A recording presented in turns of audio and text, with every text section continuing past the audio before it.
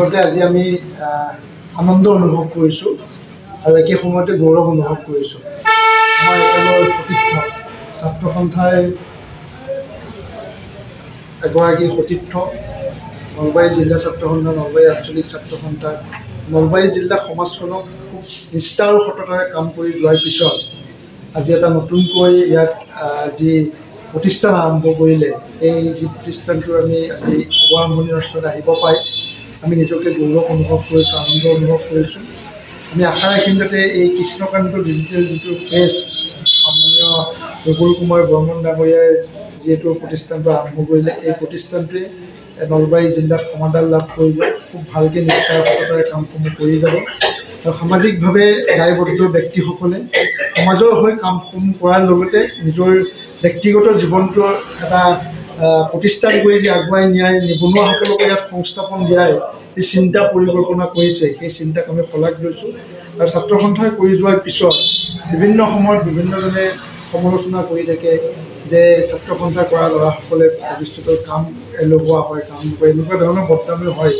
কিন্তু আমি এই কথাটোৱে প্ৰমাণ কৰিলে ৰঘুল বৰ্মনে যে আমি সমাজখনৰ হৈ আমি এটা সময়লৈ কাম কৰাৰ পিছত পৰৱৰ্তী সময়ত আমি নিজকে আৰ্থিকভাৱে স্বাৱলম্বী হোৱাৰ লগতে আন 10জনক যি স্বাৱলম্বী হোৱাৰ এটা বাট দেখুৱাই দিয়ে, সেইটো ৰঘুল বৰ্মনে দেখুৱাই দিলে। আৰু আমাৰ সম্পূৰ্ণ বিশ্বাস আছে, আমাৰ সম্পূৰ্ণ আশা আছে এই কৃষ্ণকান্ত ডিজিটেল এণ্ড অফছেট প্ৰেছটোৱে নলবাৰীৰ ৰাইজক সহায় কৰিব নিশ্চয়। আৰু ৰঘুল বৰ্মন ডাঙৰীয়ালৈ আমি পুনৰবাৰ আন্তৰিক শুভেচ্ছা আৰু অভিনন্দন জ্ঞাপন কৰিছোঁ।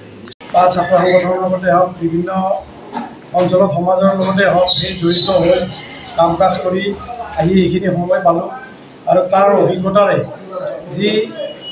যিখন সমাজত জড়িত হৈ আছোঁ, সদায় মানে কাগজ কলম এইবিলাকৰ লগত জড়িত যিসকল সদায় ব্যক্তি আছে, সেই ব্যক্তিসকলৰ লগত জড়িত হৈ এটাই অনুপ্ৰেৰণা পালোঁ, যি ভৱিষ্যতত যি কাগজ কলমৰ লগত জড়িত হোৱা এটা কাম যদি কৰি থাকিব পাৰোঁ, মনটোৱে খুব সন্তুষ্টি লাভ কৰে। ঠিক তেনে মানে উদ্দেশ্য লৈ যি নলবাৰী চহৰৰ মজিয়াত আজি BSNL অফিচৰ কলেজ সংযোগী পথত যি Krishnakanta and digital offset press নামৰ এটি অনুষ্ঠান আপোনালোকৰ সকলোৰে সহায় সহযোগত, ৰাইজৰ সহযোগত, মৰমত, আশীৰ্বাদত জন্ম দিবলৈ প্ৰয়াস কৰিছিলোঁ। আৰু আজি এই অনুষ্ঠানটো আনুষ্ঠানিকভাৱে শুভ উদ্বোধনী কৰিলোঁ। এই অনুষ্ঠানটো উদ্বোধন কৰিবলৈ আমাৰ মাজত উপস্থিত আছিল অসম গ্ৰামীণ বিকাশ বেংকৰ নলবাৰী আঞ্চলিক কাৰ্যালয়ৰ সন্মানীয় ছিনিয়ৰ মেনেজাৰ কিশোৰ কুমাৰ দাস ডাঙৰীয়া, অন্য এজন ছিনিয়ৰ মেনেজাৰ অশোক বৰ্মন ডাঙৰীয়া, আৰু মোক এই প্ৰধান PMGP এই আঁচনিৰ জিলা উদ্যোগ আৰু বাণিজ্য কেন্দ্ৰৰ পৰা মই এই আঁচনিৰ জৰিয়তে আমাৰ যি গোপাল বজাৰ শাখাই, গ্ৰামীণ বিকাশ বেংকৰ শাখাই মোক এই কামটোৰ সহযোগিতা কৰিছে। এই হিচাপতে মই পৰিচালিকা চন্দ্ৰালী দাস বাইদেউক ধন্যবাদ জ্ঞাপন কৰিছোঁ।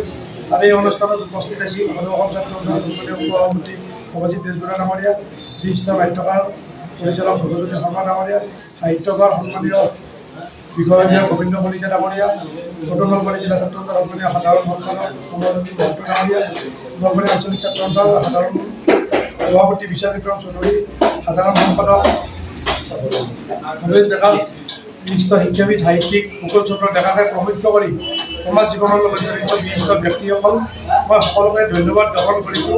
আৰু আপোনালোকৰ সহায় সহযোগিতাত অনাগত দিনত এই অনুষ্ঠানটোৱে ভৱিষ্যত আপোনালোকৰ সহযোগিতাত এটা আগবাঢ়ি যায় নলবাৰীত এক চিনাকি দিব পাৰিম বুলি মই আশা ৰাখিছোঁ।